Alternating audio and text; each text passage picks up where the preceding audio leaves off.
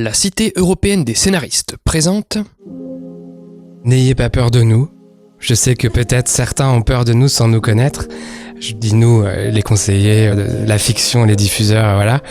Parce qu'on a tous envie de la même chose, c'est de faire les meilleurs projets possibles. Et donc ça se passe la plupart du temps extrêmement bien, avec de la bienveillance. Voilà. TF1 et le scénario.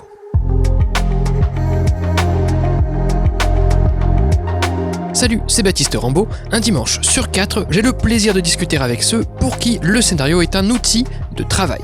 Qu'ils soient techniciens ou employés de bureau, qu'ils interviennent en pré-prod, en prod ou en post-prod, à chaque métier son rapport particulier au texte. Ce qui offre de la liberté aussi, c'est la fidélisation, c'est-à-dire que quand on a réussi à créer des rendez-vous avec les téléspectateurs sur des marques fortes, HPI par exemple, les quotidiennes, ça permet d'avoir plus de liberté pour raconter justement des sujets un peu plus difficiles, ou pour HPI des intrigues intimes un peu fantaisistes. Leur métier, sélectionner puis accompagner le développement de fictions originales françaises côté diffuseur. Dans ce 33e numéro de l'émission, la parole est à 4 membres du service fiction du groupe TF1. Quel est leur rapport au scénario ? Pour rappel, si nécessaire, on doit à TF1 les séries HPI, Cat Size, Le Bazar de la Charité, Ici tout commence, Les Bracelets Rouges, Balthazar, Section de recherche, Demain nous appartient, entre autres, et les unitaires Jacqueline Sauvage, Le Colosse au pied d'argile, Le Nounou ou encore Marie Bénard, l'Empoisonneuse. Je laisse mes invités se présenter et vous souhaite une bonne écoute en leur compagnie. Mais d'abord, un peu de contexte quant à l'épisode du jour. Ça y est, nous y sommes, notre premier épisode du podcast consacré en particulier à ceux dont on parle pourtant à chaque fois, les diffuseurs, ceux à qui les producteurs soumettent leurs projets de futures séries et téléfilms écrits par les auteurs. Le métier chez le diffuseur en interface directe avec les producteurs s'intitule conseiller artistique fiction ou chargé de programme fiction. On en trouve aussi bien chez les streamers, Netflix, Prime Video, Disney+, etc., que chez les chaînes de télévision, TF1, France TV, Canal, etc. Ce sont ceux qu'on entend souvent désigner à Hollywood sous le terme les execs pour les executives. Et pour cause, les conseillers, en première ligne, ont surtout une casquette opérationnelle, l'équivalent des chargés de projet dans le reste du secteur tertiaire, mais n'ont pas ou peu de pouvoir décisionnel, qui revient alors à leur supérieur, le ou la responsable fiction ou directeur-directrice de la fiction. Et comme les diffuseurs de fiction originale française sont à la fois peu nombreux et très sollicités, on marchera donc non pas par métier comme on le fait d'habitude, mais plutôt par diffuseur, c'est-à-dire par entreprise. On ouvre ainsi le bal aujourd'hui avec le service fiction du groupe TF1, dont on reçoit à la fois 2 conseillers, la directrice et une responsable opération, qui en gros est en charge de la partie négociation et administrative des projets. Voici donc un peu de vocabulaire télévisuel qui sera employé aujourd'hui pour celles et ceux d'entre vous qui connaîtraient mal le secteur. En fiction télé, on parle rarement de film, mais plutôt d'unitaire, pour parler de téléfilm. Côté série ensuite, parmi les formats phares seront évoqués notamment la shortcom pour short comedy, à savoir des séries comiques aux épisodes courts et bouclés, de généralement quelques minutes, comme Nos chers voisins sur TF1 ou Scène de ménage sur M6. Le soap pour soap opéra, aussi appelé quotidienne ou encore feuilleton quotidien, à savoir des séries au format 26 minutes diffusées au quotidien, basées notamment sur des intrigues sentimentales et des sujets de société contemporains, comme par exemple Ici tout commence et Demain nous appartient chez TF1. Ensuite, la scripted pour scripted reality, pardon pour l'accent, qu'on pourrait traduire par réalité scénarisée ou série-réalité, à savoir des séries au format 26 minutes à mi-chemin entre la télé-réalité et la fiction, qui représentent généralement des faits divers façon documentaire, mais où tout est scénarisé, comme par exemple Le jour où tout a basculé sur France 2 ou Petit secret entre voisins sur TF1. Voilà, après je pense que l'essentiel des autres formats, genre registres télévisuels, parlent pour eux-mêmes, ou alors vous les connaissez, comme la comédie policière ou la dramédie pour comédie dramatique, etc. Toujours sur le jargon de la télé, vous entendrez parler d'Access et de Prime pour désigner 2 tranches horaires de diffusion, appelées aussi cases de diffusion. Donc l'Access, pour Access Prime Time, concerne le créneau 18h-21h en semaine, c'est-à-dire l'avant-soirée, généralement consacrée aux séries courtes type soap et shortcom, tandis que le Prime pour prime time concerne le créneau suivant, 21h-23h, toujours en semaine, généralement consacré au format plus long, type 52 minutes et aux unitaires. Enfin, petit aparté autopromo, je rappelle aux aspirants scénaristes qui nous écoutent que les formations de la Cité européenne des scénaristes s'étoffent à travers la création de sa nouvelle structure, S comme scénario, avec par exemple en novembre les formations Emmenez votre personnage chez le psy et les 64 histoires intemporelles, toujours dispensées par des experts du scénario et pouvant être prises en charge par l'AFDAS. Lien en description pour en savoir plus. Sur ce, place à la discussion avec le service fiction du groupe TF1, enregistré en juillet 2024. Céline François, je travaille chez TF1 depuis 11 ans et à la direction artistique de la fiction depuis 6 ans maintenant. Donc je suis conseillère artistique dans l'équipe d'Anne Didier. Je gère différents projets de prime time, mais aussi d'Access, parce que j'aime beaucoup les quotidiennes.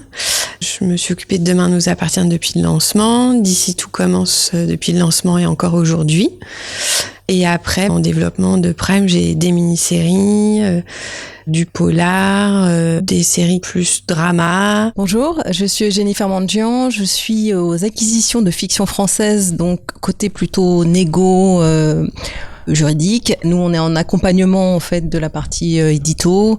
On travaille à la fois sur les nouvelles productions et également sur les rachats. Je suis Jean-Maxime Renaud, je travaille à la fiction de TF1 depuis 3 ans et demi en tant que conseiller artistique.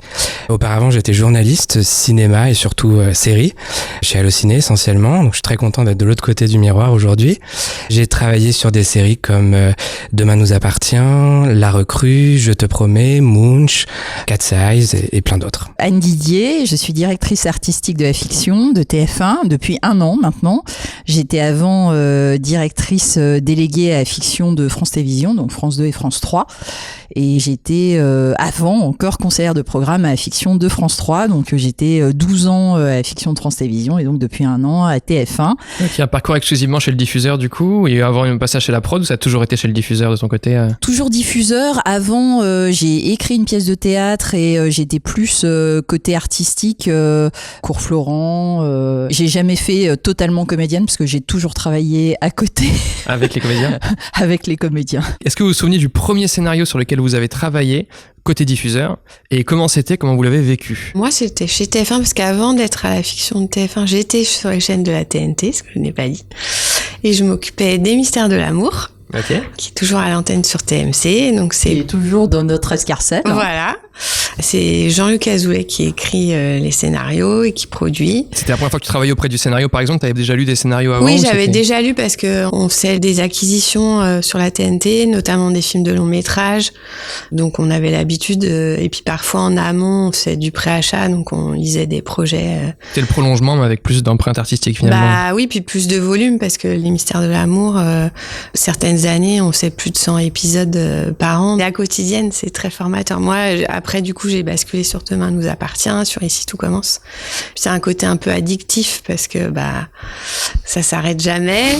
Et en même temps, il y a plein de possibilités parce que on traite du polar, du drame, de la comédie, des histoires d'amour. Le spectre est hyper large. Les autres, le premier projet sur lequel vous avez bossé? Moi, c'était la scripted. C'était le grand moment quand je suis arrivée à France 3, à la fiction de TF1, on avait lancé, et M6 aussi, je crois. C'était en quelle année, tu saurais dire là à peu près? C'était 2012. C'est très formateur aussi. C'était assez compliqué parce qu'en fait, c'est des gros volumes aussi. À France 3, à l'époque, on avait lancé une scripted qui était polar. Okay. Donc, c'était quand même assez exigeant dans l'écriture parce qu'on avait 3 fausses pistes à chaque fois, tout ça sur 26 minutes. Ah, sur 26 seulement? Ouais. Du polar 26, ok, je savais pas que ça avait... Okay. Ça n'a pas été un franc succès sur France 3 parce qu'en fait, c'était sur la case de fallait attirer la ménagère qui avait déserté France 3 depuis pas mal de temps, et notamment sur la case du renard, donc c'était 14h je crois. Le but d'après-midi. En semaine, et après moi j'avais récupéré Famille d'accueil. Souvent quand on démarre, on fait ses armes sur les projets, mais on s'en rend compte après, on nous bisute un petit peu quoi. On fait ses armes sur les projets qui sont un peu les projets dont personne ne veut. Non pas qu'ils soient pas intéressants, mais Famille d'accueil, c'était plutôt la fin de la série. Donc il fallait, au bout de 13 ans, c'est pas facile de récupérer un projet dont en gros tout le monde se dit c'est la dernière saison, on sait plus comment le renouveler, etc. Donc voilà, mais c'est intéressant aussi d'arriver sur une marque forte et puis d'essayer de garder les codes de la marque tout en renouvelant un petit peu. Anne parlait de Scripted, je tiens à préciser que la Scripted existe toujours, on en a sur TF1 Série Film notamment, et je m'en occupe, Petit secret entre voisins et Petit secret en famille. Voilà, c'est des gros volumes aussi, c'est 60 épisodes à peu près par an.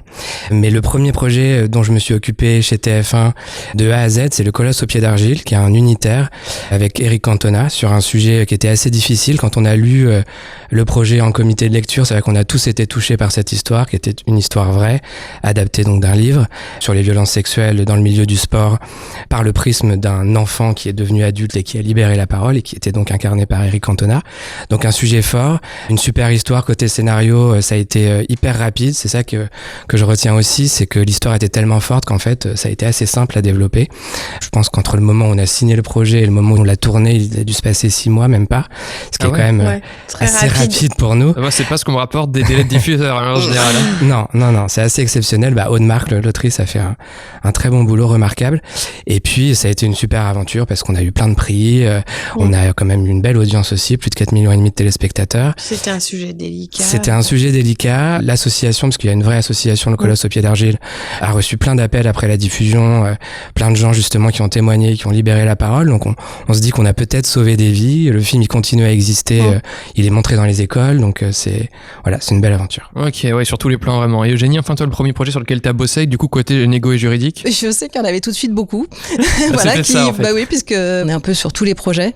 Je me souviens de l'aventure des feuilletons, du lancement des feuilletons, et cette grosse prise de risque que c'est. Et... Parce que TF1, historiquement, il n'y en avait pas, alors que c'était plutôt sur le service public qu'il y en avait, c'est ça? Ouais. Il y avait que Plus belle la vie et il y avait eu quelques tentatives sur TF1 aussi, Seconde chance et sur M6 et sur France 2. Non, il y en a 3 maintenant, je crois, sur... Oui, 3. Ouais, 3. Demain nous appartient et si tout commence, et Plus belle la vie. C'est une grande exclusivité en Europe. Quel est le périmètre de la fiction qui est géré par votre service, de tout ce sur quoi peut intervenir en fiction le groupe TF1? Alors, on a 2 cases de diffusion de fiction. C'est à peu près, suivant les années, qu'elles soient sportives ou un peu moins, 70 à 75 prime par an. Donc, on a la case du lundi, qui est plutôt une case feel good, divertissement. On commence la semaine, on commence pas par du drame, par du lourd, par du dark. Intéressant, ok. Et c'est la case notamment des bracelets rouges, de lycée Toulouse-Lautrec, des randonneuses, des séries scolaires, Sam, le remplaçant, voilà. Et la case du jeudi, qui est une case historiquement polar.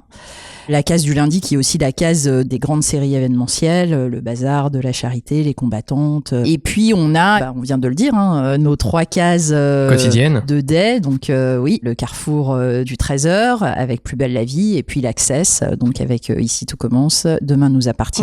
Et on a des projets aussi pour TMC. Oui. D'une 4e quotidienne sur TMC? Non, on a les Mystères de l'amour qui sont diffusés toutes les semaines sur TMC. On a déjà fait de la shortcom aussi pendant quelques temps. Que du bonheur, et puis nos chers voisins. Ouais. Donc en gros là on a fait essentiellement TF1 un peu, et sur les autres chaînes vous avez d'autres cases aussi de fiction originale ou vous avez... On a la case de la Scripted sur TF1 Série Film, des inédits qui se baladent un peu partout dans la grille, il y a beaucoup de rediffusions aussi. Là on a fait beaucoup la partie donc fiction originale télévisée, mais il y a beaucoup de fiction sur laquelle intervient le groupe TF1, il y a du préachat de cinéma, il y a de l'animation, etc. Donc quels sont tous les autres types de fiction qu'on peut trouver dans le groupe TF1 que vous ne gérez pas par exemple? On a les acquisitions aussi de fiction qui sont justement pour les autres chaînes du groupe et pour la plateforme aussi, TF1+. Oui, on a aussi un petit peu de fiction internationale. C'est très marginal, mais chez Sophie Levaux. Donc les acquisitions, l'animation, en effet, chez Yann Labasque. Bon, après, il y a toute la partie gestion de l'obligation cinéma, mais là, vraiment chez TF1 Film Production, et avec la partie préachat, achat de films cinéma, mais qui est aux acquisitions. Donc les obligations d'investissement dans le cinéma français, par exemple, ça ne vous concerne pas, c'est pas vous qui gérez ces choses-là? Non, okay. Pas du tout. Qu'est-ce qui destine un projet de fiction à la télévision française en particulier, et plus précisément au groupe TF1? Il y a plusieurs critères. Déjà, on diffuse beaucoup de polars avec toujours des héros très incarné, porté par un casting fort, avec plus de légèreté qu'auparavant aussi. Ce qu'on appelle le light crime, c'est ça? C'est la comédie policière? C'est HPI, c'est le négociateur, c'est Panda. Nous, en fait, comment on raisonne ce qui est pour nous, TF1, on va parler pour nous, parce qu'après, la fiction française, je pense que il faut que ça parle au public français, qu'on soit dans les codes d'identification, en fait, des sujets qui concernent, à mon avis, les Français, et puis leur mode de vie et leurs préoccupations, et puis leur identification, et que ce soit local, parce qu'on voit qu'en principe, ce qui marche, même sur les plateformes d'ailleurs, en production, plus on est local finalement, et plus on va concerner. Après, nous, particulièrement TF1, nous, ce qui nous parle, déjà, on élimine tout ce qui est pas pour nous, c'est-à-dire par rapport à nos contraintes aussi de diffusion, quand c'est trop violent, si c'est plus de 12. Moins de 12, c'est 22 heures, c'est ça? Oui, exactement. Ok, d'accord. Et il y a des quotas aussi. Donc nous, voilà, déjà, on élimine tout ce qui est trop violent, trop sexe et tout ce qu'on a déjà. Parce qu'en fait, l'importance pour nous aussi, en tant que TF1 et la puissance du diffuseur TF1, c'est d'avoir toujours une offre très diversifiée dans ses formats et dans ses genres. Formats parce qu'on a des séries 52 minutes bouclées. On a de la mini-série 52 minutes et on a des unitaires aussi, 90 minutes. Unitaires événementiels, plutôt de société sur des sujets forts portés par des casting prestigieux, donc, et les genres, parce que en fait on a tous les genres, on a du période drama, enfin de la série historique, romanesque, on a de la comédie familiale, on a de la comédie comme tu en parlais, La Tribu, ou comme Le Nounou. Plus récemment, on a de la dramédie sociétale, Les Randonneuses, Lycée Toulouse-Lautrec, Les Bracelets Rouges. On a du polar évidemment, de la comédie policière, HPI, Le Négociateur, t'en parlais, Master Crime. On a de la saga Brocéliande, du soap avec les feuilletons quotidiens. Après, il n'y a pas des genres que vous refuseriez. Chez France Télé, ils ont fait une série de science-fiction avec Vortex. De plus en plus, les diffuseurs télévisuels français s'ouvrent aussi au genre fantastique et à la science-fiction. Est-ce que vous, c'est une direction que vous souhaiteriez prendre, par exemple, chez TF1? Un point de départ fantastique et du mystère, oui, aucun problème. Vortex, par exemple, aurait pu être aussi sur TF1, peut-être un petit peu différemment, mais pas tant que ça, parce que il y a du romanesque, il y a une grande histoire d'amour, il y a du polar bien ficelé et il y a un point de départ fantastique. Après, ça dépend où on fixe la limite du fantastique. On n'ira pas faire effectivement aujourd'hui une mini-série sur des martiens. Trop fantastique, on n'a pas le public pour ça en fait. Ok, donc un point de départ de l'imaginaire plutôt qu'un contexte complètement imaginaire, c'est une limite. On a fait des tentatives, elles n'ont pas toutes fonctionné, mais Prométhée, Plan B, Syndromeux, voilà, on a quand même tenté des choses à ce niveau-là. Ça marche pas à tous les coups, mais c'est possible. Il y a Le Secret d'Élise, il y a un petit paquet d'années déjà qui avait cartonné. Et ça avait très bien marché. En fait, nous, en principe, on a effectivement une réflexion par rapport à la diversité de notre offre. Toujours, c'est-à-dire qu'est-ce qu'on a déjà et qu'est-ce qu'on nous propose qui va être différent, tout en répondant évidemment à un public familial, à notre ligne éditoriale, c'est-à-dire des grandes franchises, des séries à la fois familiales, populaires, qui créent des rendez-vous de fiction populaire et événementielle aussi. Et puis, nous, ce qu'on regarde quand on lit des projets, en fait, c'est est-ce qu'il y a de l'attention, est-ce qu'il y a de l'émotion et est-ce qu'il y a une identification possible. Puis des thématiques fortes aussi qui sont concernantes pour nos téléspectateurs et pouvoir se dire moi si je vivais ça, comment je ferais, est-ce que je réagirais comme ça ou pas. Et notre but c'est aussi de les divertir. On vit dans une période qui est assez difficile, anxiogène et quand ils viennent chez TF1, ils sont là aussi pour s'évader un peu. Et c'est pour ça que nous on met beaucoup l'accent aussi sur les régions parce que notre public il est dans toute la France, il est pas que parisien. Ouais, c'est la couleur aussi de notre trésor qui est très très régional, très proximité, chaleureux, accueillant et notre fiction elle est aussi à cette image-là. Elle reflète aussi ça, ok. Longtemps notre slogan ça a été partager des ondes positives à TF1. Aujourd'hui c'est les Français ensemble. Donc il y a aussi une envie de transgénérationnel, de parler à toutes les générations, l'idée de la solidarité, du vivre ensemble. Ouais, et de fédérer aussi toute la famille, c'est pas évident. Aujourd'hui, tout le monde est un peu cloisonné. Les jeunes regardent moins la télé et nous, on a la chance d'avoir des programmes qui réunissent la famille, notamment les quotidiennes. On le voit en festival ou Quand on fait des dédicaces, il y a les grands-parents qui viennent avec les petits-enfants, ils regardent ensemble. C'est quelque chose d'important de pouvoir se retrouver un moment en famille, différentes générations, devant un programme que tout le monde va aimer et apprécier. On voit la force de HPI dans les familles qui regardent ensemble. Vous prenez en compte le fait que ce soit regardé ensemble et pas chacun sur son écran dans la et sélection. de partager. Et c'est la spécificité aussi de la fiction de TF1, c'est de toucher les jeunes générations aussi. Parce qu'on dit toujours que la fiction, finalement, et c'est vrai, la fiction touche un public un petit peu plus âgé que la moyenne d'âge de la télévision en général, chaîne, exactement. Enfin, la fiction française. Mais c'est vrai que sur TF1, il y a cette spécificité, et notamment HPI, qui touche plus de 50% des 15-24 ans en part d'audience. Et puis Master Crime aussi, plus de 30%, Panda également, Le Nounou, plus de 40%. Et des franchises comme Joséphine Ange Gardien et Camping Paradis qui sont parfois moquées, mais qui sont quand même des séries qui existent depuis très longtemps et qui fédèrent les parents et leurs enfants. J'arrive sur le process de réception des projets. Où en est le scénario quand il vous parvient? Comment les projets arrivent à vous finalement? C'est quoi le process chez TF1? En principe, on passe nos journées à faire des rendez-vous avec les producteurs et évidemment des réunions après sur les textes en développement. Ces rendez-vous servent à donner une impulsion puisqu'on est nous au clair sur notre ligne éditoriale, sur les projets qu'on a, sur ceux qu'on cherche, et donc on en fait part aux producteurs pour les orienter justement un petit peu sur des recherches, toujours dans cet objectif de diversité de notre offre. Donc les producteurs ensuite travaillent, développent avec les auteurs et nous envoient des projets, alors soit lors de rendez-vous aussi ou de déjeuner, ils nous les pitchent oralement déjà pour qu'on puisse réagir un petit peu. Okay. Et ensuite ils nous les envoient. Donc ils nous envoient un dossier qui en principe est un traitement, une petite bible de série, pas très développée. En principe, ça fait on va dire entre 20 et 40 pages, voilà. Ça dépend. Vous travaillez jamais sur des scénarios dialogués directs quand vous soumettez un projet? Ça peut arriver. C'est très rare. En principe, c'est quand ils ont été développés soit pour un autre diffuseur et que ça s'est arrêté, soit pour le cinéma et que ça s'est pas financé.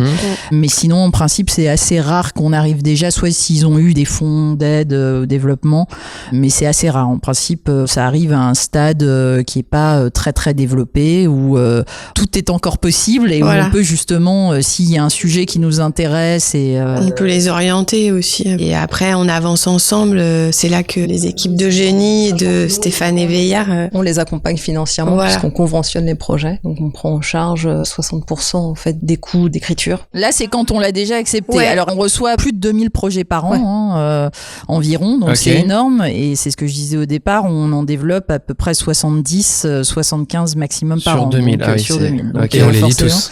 Et on les lit tous. Les 70 n'iront pas jusqu'à la production effective. Ah si, ça c'est ce qui est en diffusion. Les 70, oui. Après, dans ce consigne, tout ne va pas jusqu'au bout, mais la plupart, ils vont au bout. Oui, la plupart vont au bout. En principe, quand on s'engage sur un projet, l'idée c'est d'aller au bout. Mais avant de les engager, on a effectivement toute l'équipe, on est 10. Au moins 2 conseillers de l'équipe lisent, et ensuite, ça suscite des échanges et des débats lors d'une réunion hebdomadaire. Donc moi, je lis aussi après assez rapidement quand il y a sujet à débat, justement, quand il y a eu un coup de cœur, mais qu'il y a des doutes quand même, mais est-ce que ça ressemble à des choses qu'on a, est-ce que c'est vraiment pour nous, etc. Et donc, des fois, sur certains projets, même toute l'équipe peut les lire.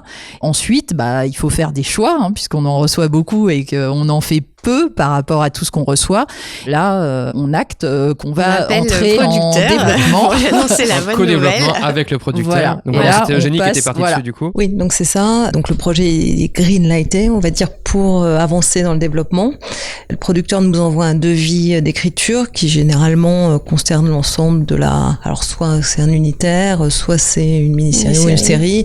Donc qui porte sur l'ensemble, souvent donc avec une bible des arches, le scénario incluant toutes les étapes de développement. On a un échange sur ce devis-là, et une fois qu'on est d'accord et que le comité d'investissement valide le devis, on part en convention, donc comme je disais tout à l'heure, en finançant 60% des coûts du projet. Et ensuite, à chaque étape est validée par les conseillers, et qui commandent du coup l'étape suivante. Et en fait, en effet, ça peut s'arrêter ou se poursuivre à chaque étape, mais bon, le plus souvent, en effet, on va au bout. Je pensais que le producteur payait, je connais pas bien le système, mais payait le développement jusqu'au moment où éventuellement il trouve un diffuseur, et que le diffuseur prenait tout en charge à partir de ce moment-là jusqu'à l'éventuelle mise en production. Et en fait, non, ça devient moyens. C'est pas tout à fait ça, c'est-à-dire que c'est ce qu'on appelle le risque producteur. Malgré tout, il a encore à sa charge un pourcentage des coûts pendant le développement et voilà. À quoi êtes-vous sensible quand vous lisez un scénario vraiment au moment du comité de lecture pour savoir, pour vous engager? Le point de vue, peut-être, c'est une des choses les plus importantes quand on lit un projet. Quels sont les personnages principaux? Évidemment, qu'est-ce que ça raconte, mais est-ce que ces personnages sont identifiants pour notre public? Ok. C'est sûr que les personnages de mères de famille, par exemple, c'est des personnages qui sont importants pour nous puisqu'ils représentent une grande partie de nos téléspectateurs et téléspectatrices. Est-ce qu'on raconte une histoire familiale? C'est vrai que c'est toujours chez nous aussi quelque chose d'important. Une des choses dans le point de vue qui peut bloquer parfois, c'est quand les personnages sont trop jeunes, par exemple.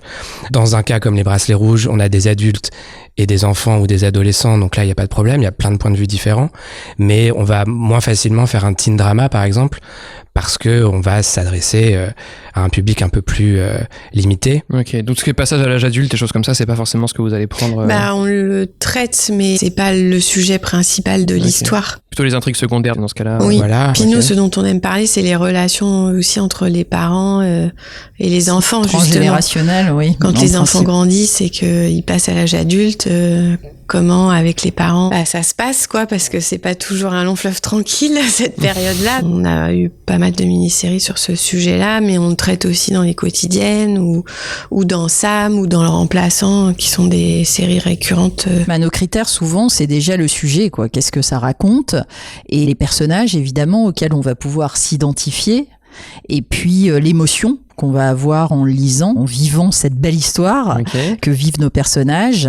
Et puis la tension, c'est pourquoi on vient, pourquoi on reste et pourquoi on revient. Parce que souvent, on est sur 6 fois 52 minutes, donc il faut revenir 2 soirées, de semaine en semaine. Et puis, quand on est chez soi, il y a plein de portes de sortie, ne serait-ce que zapper, mais il y a aussi la vie de famille. C'est pas comme quand on est au cinéma, enfermé dans une salle et qu'on s'assoit tranquillement pendant 1h30 sans être dérangé. Le téléphone portable. Surtout le téléphone portable et les iPads, Et la concurrence, parce qu'il y en a beaucoup. le téléphone, il y a plein de portes de sortie. Donc nous, on est aussi obligés d'avoir des séries qui ont du rythme, avec des rebondissements forts. L'aspect marketing, quand même, il est important aussi. Dès la lecture, vous le considérez, ouais. Oui. Quel est le pitch, en tout cas? Est-ce que ce pitch, il est facilement résumable en 2 lignes, on va dire? Ça nous aide quand même à nous projeter, comment on va vendre la série ensuite. C'est pas le plus important, mais quand même. Même visuellement, qu'est-ce qu'il va y avoir dans la bande-annonce si on prend cette histoire-là? Qu'est-ce qu'on va y mettre? Ouais, comment on va montrer que c'est une histoire différente des autres. Ouais. Et vous vous projetez sur l'aspect visuel, c'est intéressant ce que tu dis, c'est-à-dire est-ce que c'est quelque chose où il y aura de la matière à montrer à l'image et il y a cette est-ce qu'il y aura des scènes fortes, des scènes emblématiques qui seront reprises Voilà, parce qu'on a la chance d'être dans une structure au sein de TF1, on a une force marketing qui est très forte, on a une équipe communication aussi qui nous soutient beaucoup, on a une tour avec un affichage. C'est la promesse qu'on offre aux téléspectateurs, en fait. On réfléchit aussi beaucoup à ça pour qu'elle soit différente de la promesse qu'on lui a offert la fois d'avant et qu'on lui offrira la fois d'après. Ouais. Et Eugénie, toi, du côté contractuel, est-ce qu'il y a des éléments qui font qu'un projet va plus facilement passer ou pas passer dans ce qu'il raconte, dans ce qu'il propose? Disons que nous, il y a des projets qu'on a besoin un peu de cadrer dès le départ, parce qu'ils sont peut-être un peu atypiques, se demander par rapport à la promesse, quel coup on va avoir en face. Je pense par exemple à une série qu'on tourne c'est en Martinique, je pense, ou des séries qui d'emblée sont très ambitieuses. On sait qu'elles vont avoir une structure de financement un peu différente, mais ça, c'est bien qu'on le sache au départ. Ça voudrait dire, par exemple, chercher un streamer en codiffuseur, des choses comme ça? Par exemple, ça. On veut pas dégrader, évidemment, l'artistique. Voilà. Donc, c'est vrai que si on s'engage sur une promesse de série, par exemple, très action ou costume, on en parlait tout à l'heure, ça a un impact sur le coût, donc sur notre financement. Si on part sur cette promesse-là, justement pour ça, l'idée, c'est pas ensuite de rétro-pédaler. De faire du cache-misère et d'essayer de faire comme ça. Mais on n'a jamais bloqué de projet pour des raisons financières. C'est plus comment on va faire et en avoir conscience au départ. On a parlé de pas, du coup, entacher l'artistique. Comment votre travail de développement sur les textes, une fois que vous rentrez sous convention, il diffère de celui qu'il y a eu en amont par les producteurs avec les auteurs? En quoi c'est complémentaire? En quoi ça nuance? En quoi ça apporte ou change des choses? Nous, c'est notre connaissance de notre public, parce qu'on a des études à la fois quantitatives, évidemment, c'est les audiences, mais qualitatives aussi.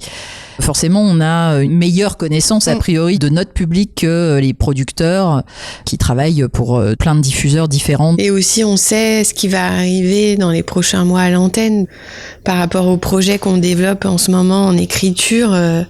On essaie de les orienter au mieux et de les accompagner. Par exemple, ça nous arrive sur les polars, on fait des réunions entre nous sur des arènes d'enquête qu'on peut avoir. À un moment, je sais pas pourquoi, tout le monde avait une enquête avec un meurtre d'une Instagrammeuse ou d'une TikTokeuse. C'était à la mode. Bon, bah, on s'est rendu compte que on en avait beaucoup, quoi, dans des polars différents. Donc là, on leur dit attention. Y compris chez les autres diffuseurs, d'ailleurs. Ouais. Oui, il y a des modes aussi chez les auteurs. Donc parfois, il y a des sujets que tout le monde a envie de traiter, mais du coup, on peut les traiter différemment sans que ce soit trop ressemblant. Même sur nos personnages de séries bouclées, c'est vrai que très vite, on pourrait avoir un personnage qui ressemble un peu trop à un autre déjà existant, qui marche déjà. On peut prendre l'exemple de Morgan Alvaro de HPI. Évidemment, c'est un personnage extrêmement fort. Tout le monde connaît aujourd'hui ce personnage. Donc quand on a une nouvelle série qui nous est proposée dans ce genre-là, on fait bien en sorte que ça ne soit pas une copie de Morgan Alvaro. Et c'est pas si facile parce que c'est un personnage très inspirant. Donc évidemment, les scénaristes aussi s'en inspirent. Et voilà, c'est trouver à chaque fois une nouveauté dans le personnage, dans sa méthode d'enquête par exemple, qui fait que ça ne sera pas déjà vu. Ok, ouais, donc c'est très centré sur la partie ce que vous avez déjà, ce que vous diffusez déjà, etc. Mais sur la partie artistique, vous leur déléguez complètement la partie dramaturgie, sur tout ça, vous laissez ça au producteur par exemple. Non, on intervient aussi sur. Normalement, oui, c'est sûr. Les auteurs connaissent la dramaturgie, donc ils savent structurer un récit. Mais après, justement, par rapport nous aussi à nos contraintes de diffusion, on sait qu'on n'est pas sur un public captif, mais on a un public très volatile. C'est ce qu'on disait par rapport à la concurrence. Et au contexte de visionnage. Ouais. Et au contexte de visionnage, je pars aux toilettes, je fais ma vaisselle, je vais coucher les enfants, j'ai la pub, etc. Donc il faut toujours qu'on ait cette préoccupation et cette attention sur la tension dramatique, qu'on ait des cliffs suffisamment forts, qu'on ait des relances suffisamment fortes. Que le rythme il soit quand même tenu, que ce soit pas trop chronique parfois, ou qu'on perde les points de vue d'un personnage. Après, par rapport aux producteurs, on a aussi un recul quand on lit un texte par rapport à eux, les auteurs qui sont tout le temps dedans. Donc c'est vrai qu'on arrive, on lit un projet, on a plein de projets, on a tous une dizaine de projets. On a ce recul-là et peut-être qu'il y a des choses qui nous sautent plus facilement aux yeux. Et puis on a chacun notre sensibilité, il y a quelque chose de subjectif de toute façon dans la lecture d'un texte, toujours. Chaque conseiller est différent, on a tous des références différentes. Le but c'est de s'accorder, qu'on aille tous vers le même but et le même projet. Et aussi le regard nouveau, tout simplement. Ouais. Bah oui, eux ils sont dedans toute la journée, donc après c'est difficile d'avoir du recul et parfois ils sont dans une impasse et ils ont besoin de nous le faire lire pour qu'on puisse débloquer les choses aussi ensemble. Et puis de toute façon, plus on est nombreux, mieux c'est aussi. Est-ce que vous contribuez aussi à l'attribution des scénaristes sur un projet, à supposer que ça se présente? C'est un échange avec le producteur en principe, c'est qu'il y a un moment donné, on voit que on est revenu trop de fois sur des mêmes versions, que ça bloque justement, qu'il y a des points de tension, des nœuds qu'on n'arrive pas à dénouer avec les scénaristes. Ils s'épuisent peut-être aussi à un moment donné, et puis ça fait du bien d'avoir là aussi un peu de renouveau, donc c'est quelque chose qui se sent et c'est un peu d'un commun accord. Et puis parfois, on nous amène un projet, il y a qu'un seul auteur ou ils sont deux.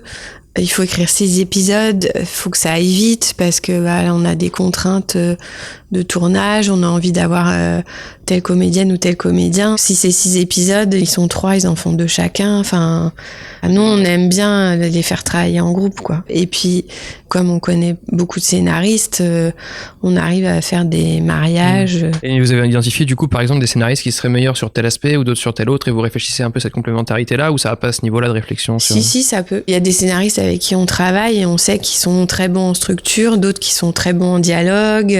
D'autres qui sont plus sur le polar, d'autres plus sur le soap. D'autres plus sur le soap. C'est là où les mariages sont intéressants aussi. Sur les différentes générations, c'est complémentaire aussi souvent. Il y en a qui sont très très rodés à l'exercice, qui ont une grande expérience, mais il y en a d'autres, peut-être des plus jeunes scénaristes qui arrivent avec des idées nouvelles et peut-être qu'après, pour aboutir justement à un 6x52, ils ont un peu moins de maîtrise de l'exercice, mais ils ont des super idées. L'alliance des genres aussi, parce que des fois on a besoin d'une sensibilité un peu plus féminine sur certains sujets. Ça peut être intéressant justement si on est sur de l'action pour pas être trop masculin quand même et pas perdre justement notre cœur de cible, la ménagère de moins de 50 ans. Comment vous bossez au caractère fédérateur de vos fictions? Vous avez un peu abordé sur le fait par exemple de l'ancrage local et des sujets familiaux. Tu aurais des exemples de choses par exemple de sujets que vous auriez pu décliner du fait du côté trop clivant ou trop niche du sujet? Par exemple, je me suis occupée de Fugueuse, qui est quand même la prostitution chez les adolescentes. Dit comme ça, c'est pas un sujet quand même facile et qui peut faire peur. Ouais.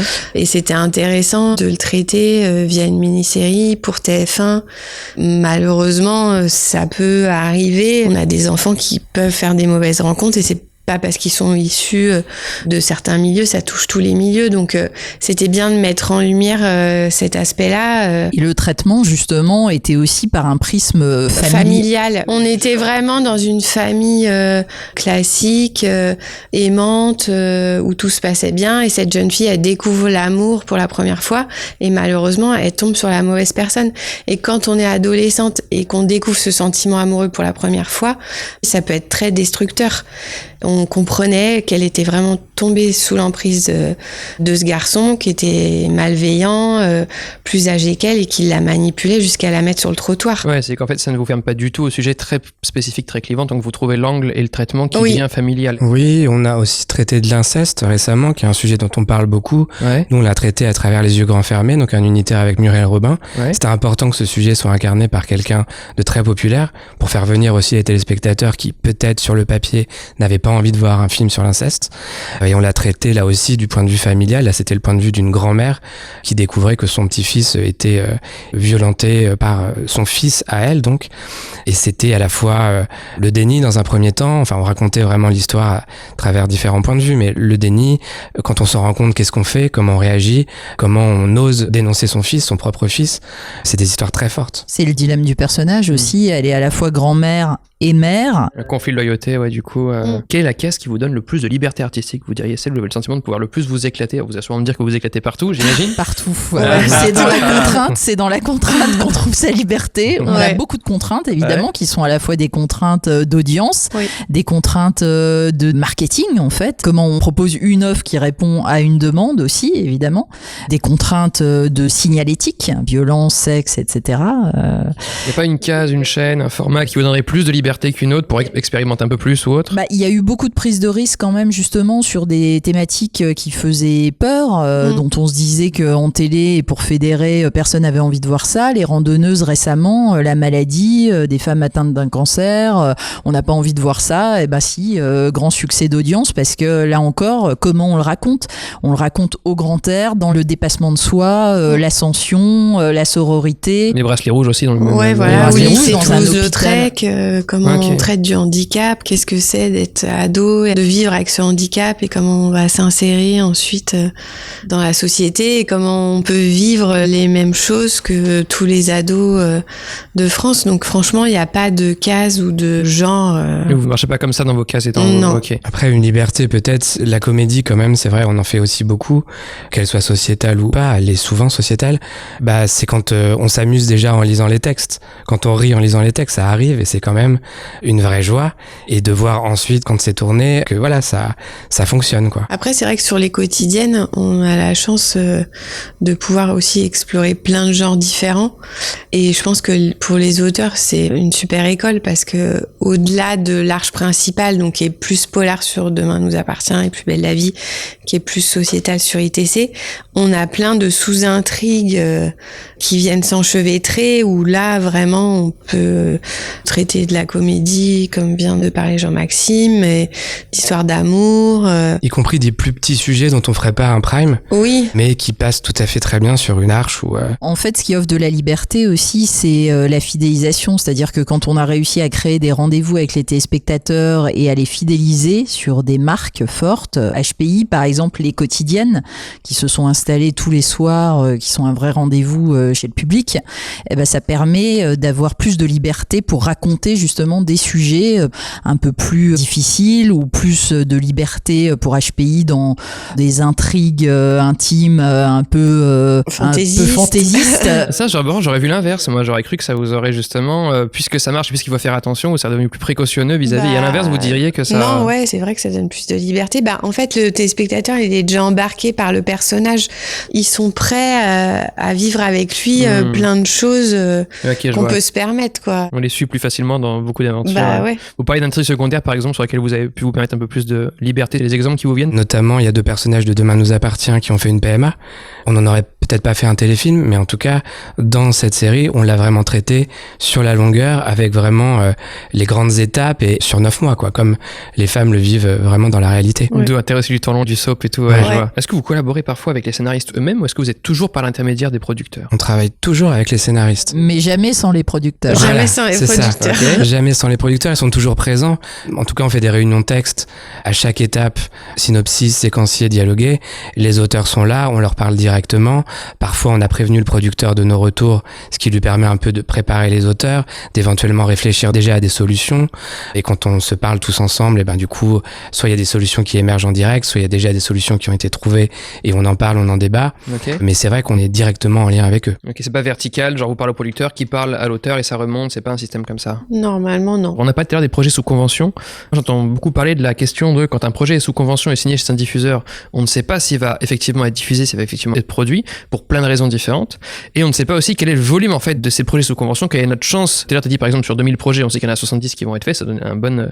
Mais par rapport aux projets qui sont sous convention en particulier, quelle proportion des projets sur lesquels vous vous engagez en co-développement finissent effectivement par être produits et qu'est-ce qui peut faire que ces projets finalement ne se fassent pas? L'essentiel des projets normalement se font, c'est-à-dire que quand on les engage, on a bien réfléchi à en quoi ils nous ont surpris, en quoi ils sont différents de ce qu'on a déjà en développement et en quoi en même temps ils répondent à notre ligne éditoriale et en quoi ils sont forts, ils sont émouvants, ils sont identifiants. Donc c'est parce qu'on y croit. Vous lancez pas à la légère sur une convention, genre on met une option comme ça et puis Non. en fait c'est pas un truc qui se fait, d'accord? Non, donc quand on y va, c'est qu'il a été défendu par l'équipe, par plusieurs personnes, c'est qu'on y croit. On n'a pas vraiment de pourcentage, mais plus de 80% des projets sous convention passent en production. Okay, c'est plus que ce que j'imaginais. Ok. Et qu'est-ce qui fait pour les 20% restants que ça pourrait ne pas arriver? Bah, il y en a beaucoup. Après, parfois, il y a eu des réorientations éditoriales et comme le temps d'écriture, il peut être un peu long.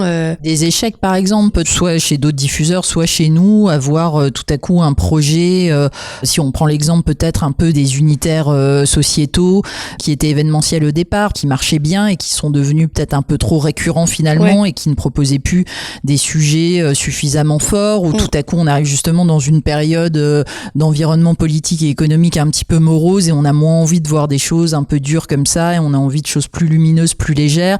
Donc tout à coup, ceux qui sont en développement, s'il y en a encore 5 à venir et que les 3 précédents n'ont pas rencontré le public comme on l'espérait, voilà, on va se dire on va peut-être pas continuer à développer les 5 qui arrivent. Et puis ça peut être aussi des renouvellements de saison. Par exemple, on a l'exemple cette année sur Lycée Toulouse-Lautrec.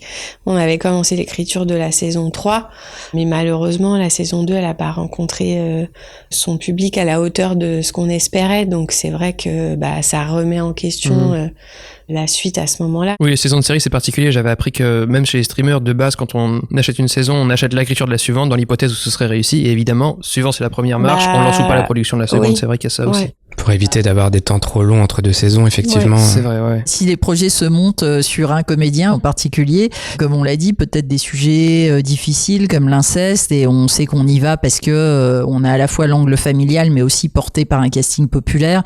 Si tout à coup on n'a plus le casting, ça peut remettre en question certains projets, des tendances qui évoluent vite de la société globalement, parce que c'est vrai que notre métier c'est aussi d'être toujours un petit peu en avance sur les tendances et comme le temps de la fiction est long, alors le Colosse c'était une exception, 6 mois on en parlait tout à l'heure, mais en principe et comme on a beaucoup de projets de séries et de mini-séries, c'est à peu près on va dire 1 an et demi, 2 ans. Donc quand tout le monde vous rentrez en convention et le moment où ça arrive à l'antenne ou au moment du tournage? Non, ou même ça part en tournage, des fois il se passe 2 années, parfois plus. Donc il y a eu du développement avant pendant par exemple 6 mois, 1 an, ça arrive chez vous, il y a 1 an, 2 ans de développement ensuite avec vous, c'est ça? Ouais. Ok.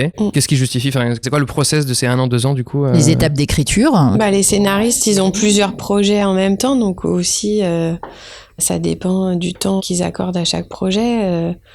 Voilà, et puis nous, si l'orientation convient pas, on fait aussi réécrire des étapes. Il y a des projets, comme on le disait aussi, on a des genres très diversifiés, donc il y a des genres qui sont plus compliqués aussi à écrire que d'autres. Le polar, il y a peut-être une mécanique un peu plus efficace qui fait que, après évidemment il y a tous les personnages à construire, parce que le polar, l'enquête amène la tension, mais finalement c'est pour raconter des histoires et des personnages. Mais bon, disons qu'il y a une mécanique mécanique peut-être qui fait que ça peut être un peu plus évident quand on est sur du costume, quand on est sur des comédies, justement des dramédies sociétales. C'est plus compliqué, donc ça prend plus de temps aussi à écrire. Parce qu'il y a moins de formules du coup, parce que... Oui. Oui, Au puis démarrage, sur l'écriture des arches, ça prend du temps déjà. Ouais.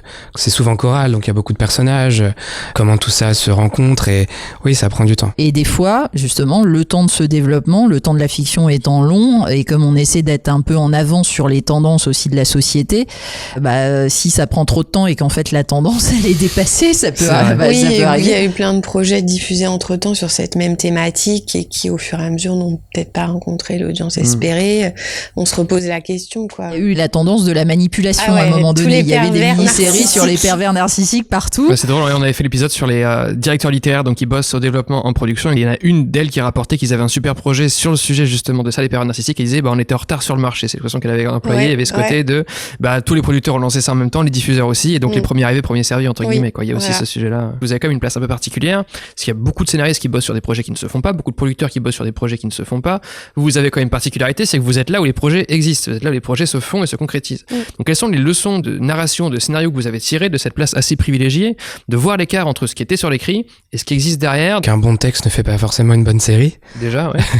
C'est vrai que on passe énormément de temps à développer des textes, mais ensuite il y a tout un travail qu'on accompagne aussi, de casting, de choix de costumes, de décors, qui en fait à tout moment peuvent nous amener sur une mauvaise piste. Ça peut dérailler, donc on est hyper attentif à tous les éléments. Et je pense aussi aux incarnations. Des personnages sont écrits, et puis il y a tout à coup tel ou tel comédien qui va les incarner et qui va donner une couleur peut-être un peu différente de ce qu'on avait prévu à l'écriture, ou des comédiens sur le plateau qui vont peut-être interpréter les choses différemment. Donc le projet, il est en perpétuelle évolution, et le texte est une base de travail primordial. Sans texte, il n'y a pas de série, mais c'est finalement qu'un début. Vous relativisez la place du texte et l'importance du texte dans le tout, quoi.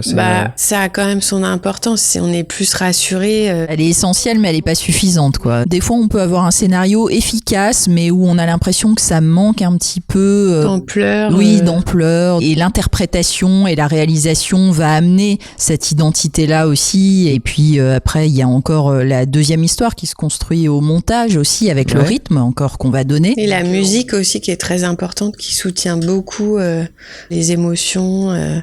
C'est un moment aussi très important que nous on accompagne, et je trouve que parfois ça change tout, quoi. Oui, c'est la magie de voir vivre en fait le texte, quoi. Puis il y a aussi parfois des comédiens qui peuvent changer quelques petites choses dans le scénario pour que ce soit plus facile pour eux à dire. Et c'est la force aussi, des fois c'est vrai qu'on peut être un petit peu déçu, on a un très bon scénario où on s'est projeté aussi dans une émotion qui était là au texte, et qui à la réalisation peut être un peu froid, un peu à distance.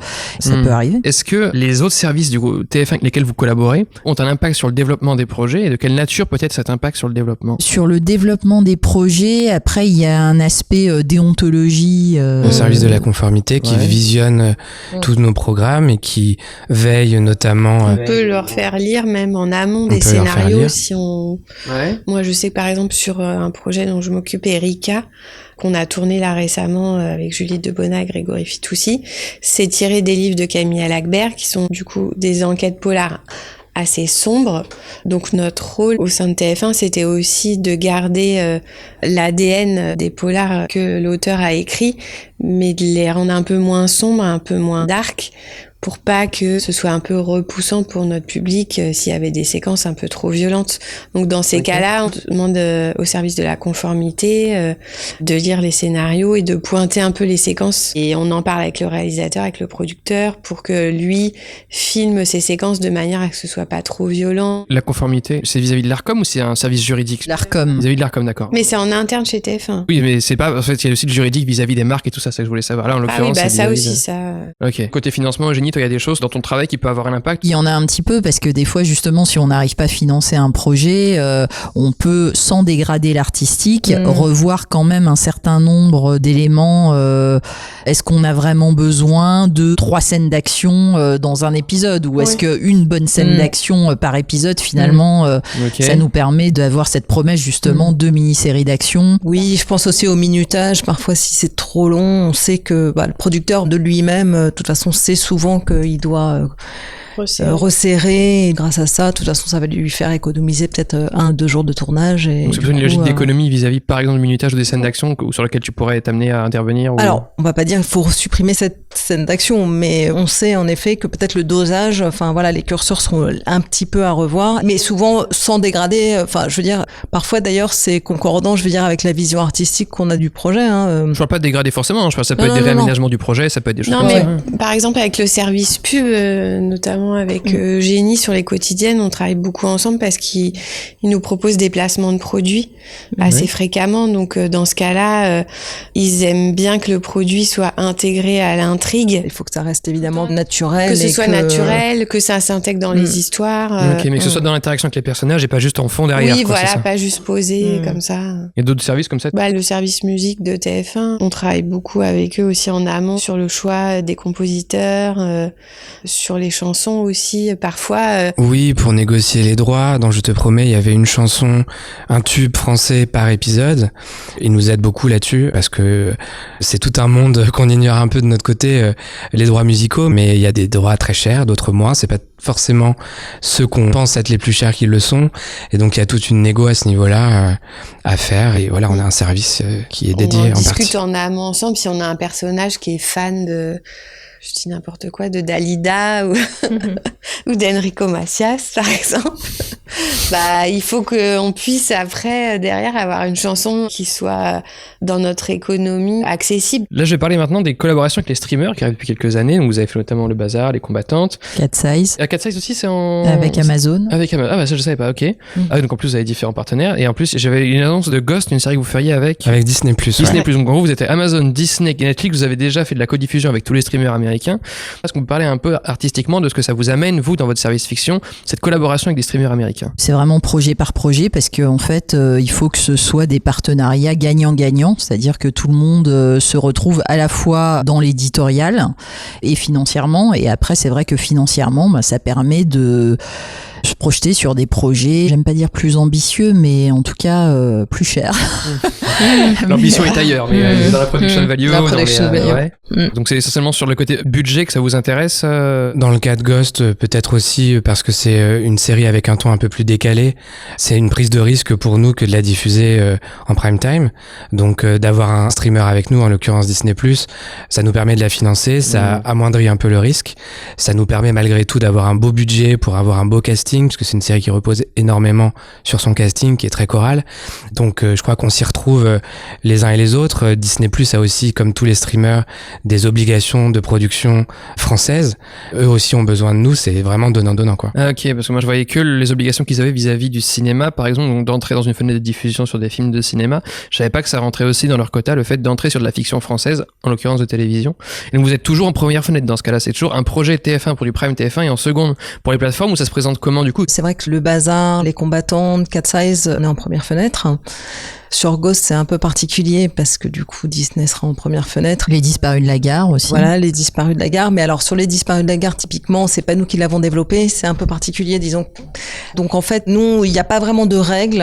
Après, on va vraiment regarder au cas par cas en fonction du streamer, enfin, de l'équilibre aussi, des apports des uns et des autres, des droits qu'on peut acquérir. Enfin, je veux dire, on n'a pas vraiment de religion, en fait, sur la question, mais, sur la construction. Voilà, ouais. c'est vrai que jusqu'à présent, pour les projets, en tout cas, qu'on développait, on était plutôt nous en première fenêtre, le streamer en deuxième fenêtre, mais je dirais voilà. On est ouvert à tout. Et c'est vrai qu'en termes d'éditorial et d'écriture, en général, c'est des projets qu'on a initiés nous, qu'on a développé de notre côté et qui, à un certain stade, une fois qu'on est content des textes, on va vers les plateformes à ce moment-là, on leur fait lire les projets et ils nous rejoignent sur la base des textes, des castings. C'est pas les producteurs qui vont vous chercher les uns et les autres pour vous mettre ensemble. Je pensais que c'était ça, moi. Non, pas jusqu'ici en tout cas. Ok, d'accord. Évidemment, le producteur reste au centre. Oui. Parfois, d'ailleurs, il fait appel à un distributeur pour aller chercher une plateforme qui viendra en cofinancement. Par contre, ce qui est sûr, c'est que nous, on est incontournable parce qu'en fait, il faut qu'on aménage nos droits et que tout ça soit compatible, enfin que l'équilibre soit trouvé. Okay. Et voilà. Après, nous, c'est vrai qu'on parle aussi directement des projets qu'on a en cours avec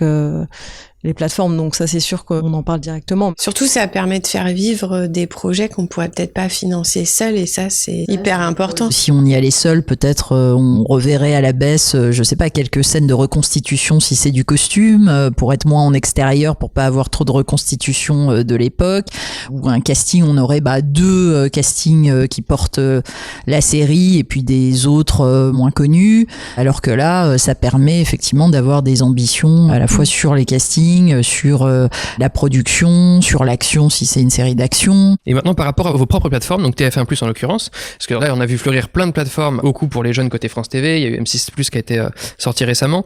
Qu'est-ce que ça change, toutes ces plateformes françaises de diffusion, en particulier la vôtre, pour la fiction? Ça permet d'élargir l'audience aussi et la consommation, parce qu'en fait, la fiction, les séries et les quotidiennes notamment, enfin plus on a des séries longues en fait, donc les quotidiennes sont les programmes les plus streamés sur la plateforme TF1+. Ouais. Ça permet d'avoir une vitrine qui est l'exposition linéaire, qui évidemment va toucher le public le plus large possible, plus de 4,5 millions, 5 millions, 6 millions de téléspectateurs, et d'avoir donc une audience complémentaire et encore plus importante via la plateforme. Sur les quotidiennes, par exemple, on peut aussi voir les épisodes en amont de notre diffusion. On peut faire des prédiffusions sur la plateforme. Ouais. Et parfois, on le fait aussi sur certaines mini-séries, événements.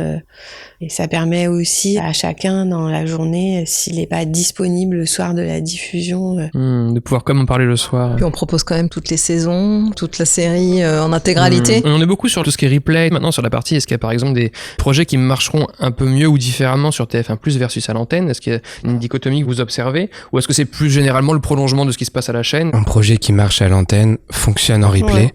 Ok. Ça, c'est certain.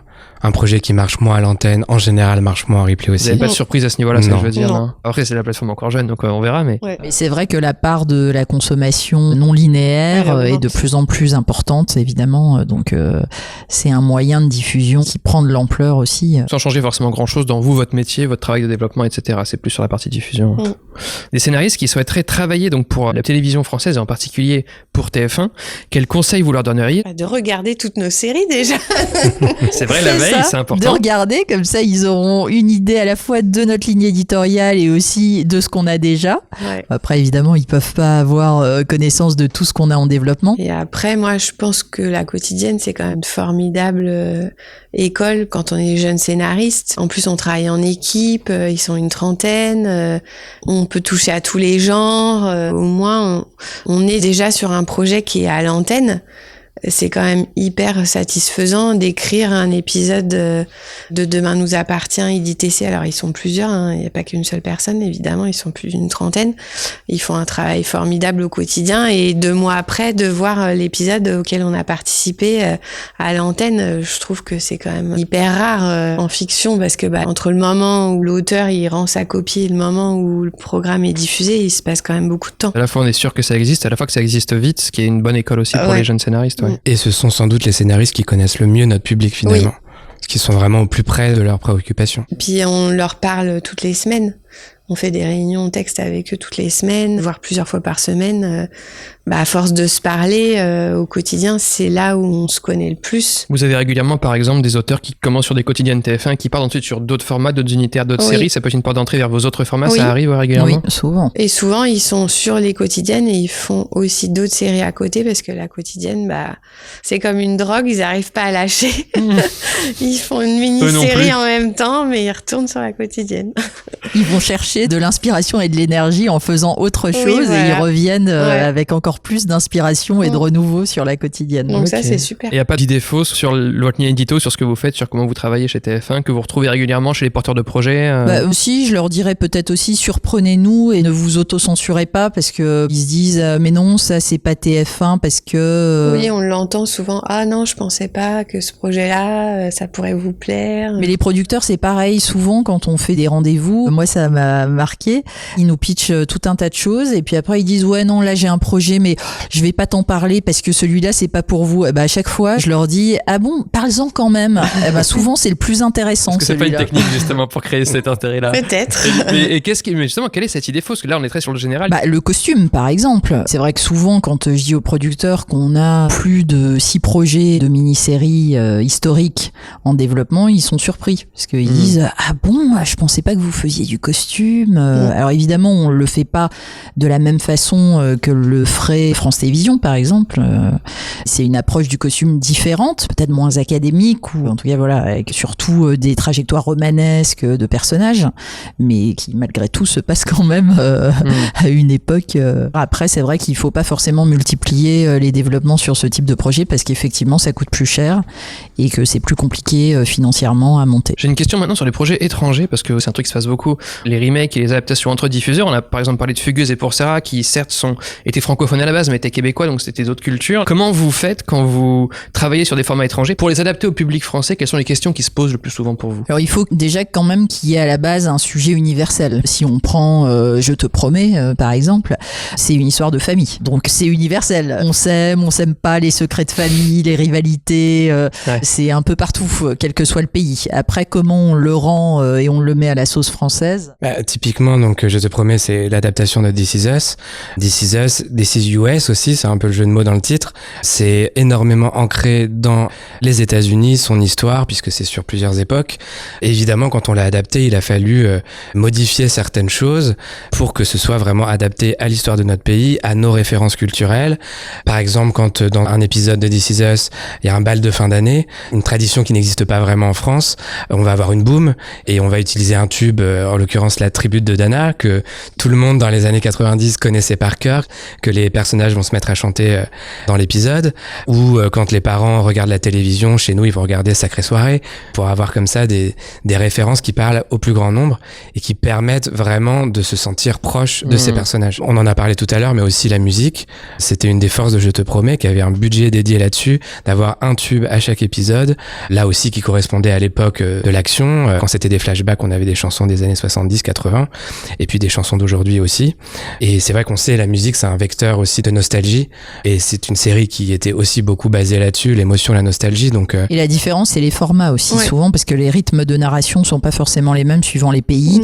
Quand on prend plus récemment Rivière perdue, qui est l'adaptation d'un format espagnol, Monte Perdido, je sais plus combien il y avait d'épisodes, mais c'était genre 12 épisodes de 70 minutes, quelque chose comme ça, bien à l'espagnol. Donc nous, on en fait 6 fois 52 minutes, qui est le format plus classique. Ouais, c'est pareil sur Pour Sarah et Fugueuse, c'était 10 épisodes. Au Canada, nous, on savait qu'on allait en faire 6. On resserre et on tend un peu le rythme, qui est suffisamment de relance, des cliffs assez forts. Ok. Pareil pour Je te promets, qu'il y avait 22 épisodes par saison parfois, et nous on en avait 12, qui est déjà beaucoup, c'était des saisons longues, mais ça veut dire qu'il y a tout un pan de l'histoire qu'on retirait, mais c'est là aussi où c'est intéressant, c'est qu'il y a toujours, dans les séries américaines qui ont 18-20 épisodes, il y a toujours des ventres mous, il y a toujours des épisodes un peu moins forts, ça nous permet d'enlever cette partie-là, un peu le gras, c'est pas une jolie expression, mais voilà, et de garder le meilleur. C'est d'autres choses qui vous viennent? Des personnages, parfois, ça peut être interprété par un personnage masculin et on va le changer un personnage féminin. On fait en sorte que ce soit le plus parlant pour l'ensemble de notre public. Est-ce que, à titre personnel, chacune, vous avez étudié ou autre la dramaturgie, l'écriture de scénario et tout, même si c'est pas votre métier? Tu as dit par exemple que toi tu avais mis en scène des pièces à une époque. C'était par une école de théâtre en fait, donc lecture des grands textes, des personnages et l'interprétation. Et puis après j'ai fait des formations, des masterclass, parce que je me suis intéressée justement aux personnages, aux histoires, à comment on structure tout ça. Et donc j'ai fait une formation au CEA aussi et à l'école Louis Lumière. Beaucoup de formations au final. Ouais. C'est comme en cuisine en fait. Il faut les bons ingrédients, mais après, c'est pas parce qu'on a les bons ingrédients que la recette est réussie. Pour ma part, quand j'étais journaliste, sur mon temps libre, je lisais beaucoup de scénarios pour mon plaisir, comme on peut lire des livres. Ça m'intéressait. J'avais aussi un site que j'écrivais moi-même qui était lié au scénario. Et du coup, oui, j'ai lu énormément de scénarios très différents, de genres différents. Après, j'ai pas fait d'école de scénario, mais je pense aussi que, au-delà de la dramaturgie, des règles, évidemment, qui sont hyper importantes, notre rôle aussi, c'est d'être dans le ressenti, d'anticiper les émotions du public. Donc, finalement, c'est bien aussi de s'éloigner un peu des grandes règles pour être davantage dans le ressenti, dans l'émotion, dans l'instinct? Moi, j'ai travaillé chez Canal+ pendant longtemps, avant d'être chez TF1, et sur une chaîne qui n'existe plus, mais qui s'appelait Canal Jimmy. Ouais. Et on diffusait beaucoup de séries, Six Feet Under, Les Sopranos, qui sont toujours aujourd'hui des séries de référence. En termes de même scénario, Friends. ouais, ça c'est clair. Voilà. Donc moi, j'ai regardé beaucoup de séries, en fait. Et pas les pires, hein, donc. Et voilà. Puis j'ai fait des études littéraires. Et après, j'ai lu beaucoup de scénarios aussi en étant côté diffuseur, parce qu'on nous proposait des projets en amont, aussi beaucoup de scénarios de films. Parce que quand j'étais chez TF1, côté chaîne de la TNT, on faisait des préachats cinéma, notamment pour la chaîne TMC. Beaucoup de scénaristes veulent devenir scénaristes et n'en lisent jamais aussi, donc c'est important de dire simplement lire des scénarios déjà. Lire les bibles de Lost, de Desperate Housewives, je pense que c'est hyper formateur aussi. Oui, et puis j'ai fait aussi quelques formations. Est-ce que vous avez une réflexion sur comment l'IA pourrait vous aider dans votre métier de sélection ou développement des projets? Si oui ou non, est-ce que c'est des portes que vous fermez, que vous ouvrez? Sur quel sujet? Alors pas du tout. J'utilise pas du tout l'IA et je crois que dans l'équipe, très peu. La dernière fois, je crois que j'étais avec un autre conseiller, Clément, on a testé pour faire un résumé d'un projet qu'on nous avait envoyé, qui était pas du tout concluant comme résumé. Ok. On s'est dit, ça n'a pas d'intérêt. C'est parce que vous saviez pas mettre les bonnes indications, ouais, les c'est ça. bonnes. Non, prompter. Pour l'instant, chez nous, c'est pas un sujet, on s'en sert pas, on l'utilise pas. Ouais. Mais il va falloir qu'on se pose la question, j'imagine. C'est important aussi de casser un peu les peurs là-dessus, je trouve, vis-à-vis des diffuseurs. Après, moi, je pense que jamais une IA pourra sélectionner des projets. Oui, celui-là, il peut le faire, ou celui-là peut le faire à notre place, parce que justement, c'est aussi l'échange et le débat qu'on peut avoir avec les sensibilités aussi de chacun, tout en ayant une bonne connaissance de notre ligne éditoriale. Mais c'est ce qui fait la richesse aussi des projets qu'on sélectionne. Et moi, ce qui me ferait un peu peur, bon, après, je maîtrise pas, hein, mais avec l'IA, c'est qu'on arriverait à une uniformité peut-être dans la sélection. J'ai l'impression quelque chose de trop mécanique. Oui, puis il y a des projets qu'on n'a pas signés et puis après qu'on a repêchés et qui sont aujourd'hui des très bonnes séries dont on est très content. Vous avez le droit de changer d'avis, l'IA change pas forcément d'avis sur ces trucs-là. Oui, je pense pas. C'est vrai que la question, souvent, tout le monde se dit, côté diffuseur, c'est là où ça va s'implanter le plus vite, et se rendre compte que vous aussi, vous dites que non, pas plus qu'ailleurs, en fait, c'est important de le dire, je pense, dans ce contexte. Puis nous, en fait, on lit beaucoup de projets, comme Anne l'a dit, mais une fois qu'on l'a lu, qu'on en a débattu et que malheureusement on part pas en développement avec le producteur et l'auteur, on les appelle pour leur expliquer nos raisons, on en discute ensemble. Si c'était confié à une intelligence artificielle, je pense que ce serait compliqué. La personne, elle a travaillé sur un projet, elle s'est projetée en nous l'envoyant, il y a du travail derrière. Et eux, ça les aide aussi dans leur réflexion sur les projets futurs qui vont nous envoyer.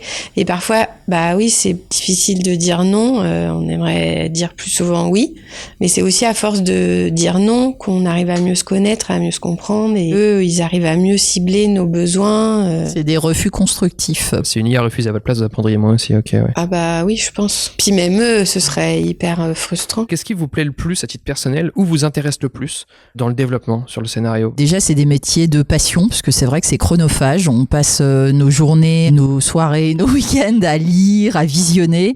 Donc, faut être passionné. Chaque scénario est une nouvelle aventure. Donc, je trouve qu'il n'y a pas de lassitude. C'est toujours un prototype. Même si on repart des fois avec les mêmes auteurs ou avec les mêmes réalisateurs, le fait que le sujet, les personnages, l'histoire soient différentes, c'est jamais la même chose. Même sur une même série avec X saisons, X épisodes, toujours. Oui, parce qu'il faut se renouveler. Il faut à la fois capitaliser. Si ça a marché, ça met la barre haute, parce que sur la saison suivante, il faut pas baisser, il faut capitaliser sur la qualité de la série, mais tout en se renouvelant. C'est très très riche intellectuellement, émotionnellement, et puis on est toujours surpris. En fait. Plus spécifiquement, une des étapes que je trouve hyper intéressante, à titre personnel en tout cas, c'est une fois qu'on a des textes qui nous plaisent, sur lesquels on a travaillé, et donc avec des personnages avec lesquels on a déjà vécu pendant des mois, voire des années, c'est commencer à imaginer le casting, et donc mettre des visages sur des personnages, se laisser surprendre aussi, puisque c'est des propositions qui viennent des producteurs, des propositions qu'on fait aussi de notre côté. Ça arrive pas toujours tout de suite, c'est pas tout de suite, vous avez le projet et les castings à côté. Non, pas du tout. tout. C'est même plutôt rare quand on a déjà le casting, à vrai dire. Donc c'est aussi tout l'échange qu'on peut avoir, scénariste, producteur, sur les futures incarnations. Ça, c'est toujours très excitant, je trouve. Et très compliqué aussi, c'est toujours ce qui se fait dans un temps assez réduit, et en même temps, on veut tous les mêmes stars, toutes les chaînes, toutes les plateformes. Donc il faut avoir les meilleurs projets possibles pour les convaincre aussi. D'où l'intérêt d'avoir des bons scénarios pour les appâter. Ouais, j'entends aussi souvent ça. Moi, ce que j'aime, c'est quand je suis seule chez moi, que je lis le texte, je me dis, oh là, ça va pas, ça va pas, ça va pas. Et le lendemain, on arrive ici, on a réfléchi dans la nuit à des solutions ou pas, hein, et puis on fait la réunion avec les auteurs, et là, il y a des choses qui se débloquent, on en parle ensemble, et puis la fois d'après, ils nous renvoient le texte, là, je me dis, là, c'est bien. Je vais le faire lire à Anne, c'est bien. Le moment où tu déverrouilles des projets, où t'arrives à... Ça, c'est hyper satisfaisant, je trouve. Quand on sort d'une réunion de texte, souvent, je trouve qu'il y a une petite euphorie. Parce que il s'est passé un truc pendant 1 heure, 2 heures. On a été en alchimie avec les scénaristes, les producteurs, et on a un petit peu de mal à redescendre. Comme quand on fait une émission, un podcast, ou voilà, où après il faut un peu de temps. Ouais. Comment avez-vous vu évoluer l'industrie télévisuelle au fil de votre carrière? Quand vous aimeriez la voir évoluer à l'avenir, ou quand vous pensez qu'elle va évoluer à l'avenir? Il y a de plus en plus de producteurs. C'est vrai que c'est un marché qui s'est élargi beaucoup. La fiction française, on a de la chance, marche. C'est vrai que c'est le genre qui fonctionne bien parce qu'il y a aussi beaucoup de créativité, plus aujourd'hui que dans les séries américaines. Plus de propositions, par exemple. Et donc, oui, on a plus de propositions. Il y a plus de nouveaux entrants aussi, beaucoup de producteurs de cinéma aussi qui développent des départements de fiction dans leur société. L'arrivée des streamers américains a fait qu'il y a eu plus de projets de séries et donc plus de projets aussi pour la télévision française. En fait, ça rebondit sur vous, c'est ça l'intérêt du public aussi pour les séries françaises. Moi, pour avoir été journaliste avant, je suis arrivé à une période dans le journalisme série où les séries françaises commençaient enfin à intéresser à nouveau le public parce que c'était le début des séries Canal originales et ça a irrigué un peu toute la production et on a eu de plus en plus de projets. Quelle période tu dirais à peu près ça c'était? Je dirais milieu des années 2000. Ouais. De plus en plus de projets ambitieux et différents et j'ai bien vu sur Allociné l'intérêt des téléspectateurs. Au début, pas grand monde ne venait sur Allociné pour s'informer sur les séries françaises, plutôt sur les séries américaines ou évidemment sur le cinéma et petit à petit, les séries françaises ont pris une place hyper importante sur le site. En particulier les feuilletons quotidiens qui généraient un trafic, j'imagine que c'est pareil sur les autres sites, Télé Loisirs, etc. Un trafic énorme. Aujourd'hui, c'est pas ringard d'aimer les séries françaises, ça l'était à une époque, et il y a une diversité de propositions qu'on n'avait pas il y a encore 10 ans. Moi, j'ai eu la chance de travailler sur les quotidiennes dès que je suis arrivée dans l'équipe fiction il y a maintenant un peu plus de 7 ans, donc c'est vrai que quand je suis arrivée, il y avait pas de quotidienne, il y avait 2 cases de prime time de TF1 qui étaient le lundi et le jeudi qui sont toujours les mêmes et ça a vraiment changé les choses et ça a aussi construit la grille de TF1 parce que d'abord on a lancé Demain nous appartient avec le succès qu'on connaît aujourd'hui, du coup ça a donné envie d'en créer un deuxième et là on s'est dit oh là là un deuxième est-ce qu'on comment peut tenir, on va faire et puis on a réussi et ça cohabite et ça s'enchaîne très bien. L'année dernière on s'est dit pourquoi pas relancer Plus belle la vie. Pareil, on se dit oh là là, quel énorme défi. Force est de constater qu'on y arrive et je pense que chez nos concurrents, ça fait pas mal de jaloux, hein, on va pas se mentir. La fiction française s'est industrialisée en fait, voilà. Par aussi la fabrication de ses quotidiennes. C'est des viviers aussi de talents, à la fois de scénaristes, de réalisateurs, de comédiens. Je sais qu'il y a pendant longtemps, les télés françaises ont beaucoup acheté de projets finis américains. De ce que j'ai lu dernièrement avec les streamers qui veulent un peu leurs exclus, ils vendent de moins en moins aux chaînes pour garder de plus en plus des exclus pour eux. Donc toujours dans la question de l'évolution du marché, est-ce que vous, il y a une évolution quand les streamers ont commencé à garder leurs exclus pour leur plateforme? Est-ce que vous aviez moins de choses à acheter pour vos cases? Est-ce que ça vous a obligé de produire plus, de faire plus d'originals ou pas côté TF1? Je pense qu'on n'a pas produit plus aussi parce que le modèle de coût de la fiction ne nous permettait pas de le faire. On a des obligations d'investissement dans la création et on est déjà au-dessus. Voilà, donc c'est vrai que non, il n'y a pas plus... Il y a moins de créativité, en tout cas, oui, c'est vrai, dans les séries américaines. Et maintenant, ils adaptent nos séries françaises comme HPI qui va être diffusée à la rentrée. Ça va dans l'autre sens. Ils viennent chez nous pour trouver des bonnes idées de séries. Une grosse évolution, c'est aussi maintenant du coup la concurrence, je pense qu'on a sur les talents, sur les auteurs, sur les comédiens, ce qui fait aussi augmenter les coûts. Enfin, là, je parle de mon point de vue, mais voilà. Même, je dirais, côté technicien, même, je sais que sur les feuilletons, c'est compliqué parfois voilà. Est-ce que vous vous souvenez d'un projet, donc diffusé en particulier, dont l'accompagnement vous a particulièrement marqué? Moi, c'est Brocéliande. C'est une série qu'on diffusera prochainement. C'est un projet qui nous a été amené par la productrice Juliette Ayat. J'interromps 2 secondes parce que Céline vient d'oublier de mentionner aussi le coproducteur de la série, aux côtés de Juliette Ayat chez Les Films du Printemps, à savoir donc Shine Fiction, mené par Dominique Farrugia. Et je me souviens très bien avoir défendu le projet, avec Solène Bouton aussi dans l'équipe, mais bon, pour des raisons diverses, à ce moment-là, on a dû lui refuser le développement. Et quelques mois après, c'était Anne Viau qui déjeunait avec elle, et là, elle lui en a reparlé, et on avait une comédienne qui était intéressée, et du coup, on s'est repenché sur ce projet, et là, on est parti en développement, et ça a été très rapide l'écriture, parce que c'était Nolwenn Leroy qui était pressentie pour être l'héroïne. Et elle avait un planning très chargé, donc il fallait tourner à un moment précis. Il y avait 2 auteurs, donc Isabelle Paulin et Éric Delafosse qui étaient affiliés au projet. Il fallait un 3e auteur, donc moi j'avais proposé Thomas Boulet, la productrice. C'est avéré qu'ils sont très bien entendus tous les 3 et qu'ils ont été hyper efficaces, qu'ils ont rendu les textes à l'heure et au jour donné. Ce qui est rare, il faut le dire. Ce qui est rare. Ah, c'est un sujet aussi pour vous, ok. Ouais. Et du coup, on a pu écrire cette série alors qu'à la base, elle aurait peut-être pas vu le jour. C'est un peu les montagnes russes, quoi. En ce qui me concerne, je citerai Cat Size, qu'on va diffuser aussi dans peu de temps, parce que c'est une série extrêmement ambitieuse. C'est notre série la plus chère jusqu'ici. Donc c'est quand même une pression importante. C'est une série, à chaque fois où je lisais les textes, je me disais, c'est génial, mais est-ce qu'on va y arriver? Est-ce qu'on va réussir à filmer ce qui est écrit? Parce que on est dans des lieux, on est à la Tour Eiffel, Versailles, le Louvre. Donc c'est vrai que en termes de moyens, c'est une chose, mais est-ce qu'on va réussir à faire tout ça? Et on a réussi, et on est très content de la série. C'est un projet qui a été porté par des auteurs passionnés, Michel Katz en particulier, qui avait envie d'adapter cette œuvre, puisque c'est un manga japonais des années 80, qui avait envie d'adapter depuis très longtemps, à une époque où c'était pas vraiment possible, parce que c'était pas quelque chose qui se faisait vraiment. Et puis il a réussi, ils ont négocié les droits pendant très longtemps, 5 ans je crois. Donc c'est vrai que l'aboutissement aussi, c'est des années de travail, pour moi un peu moins par rapport à eux, mais et c'est marquant parce que quand je lisais les textes, je disais tout à l'heure que j'avais lu beaucoup de scénarios américains notamment, et c'est vrai que j'avais ce sentiment parfois en lisant les textes de lire une série américaine avec l'ambition qu'on leur connaît parfois, et notamment dans l'action. Anne? Il y en a plein. Déjà, on a une histoire commune.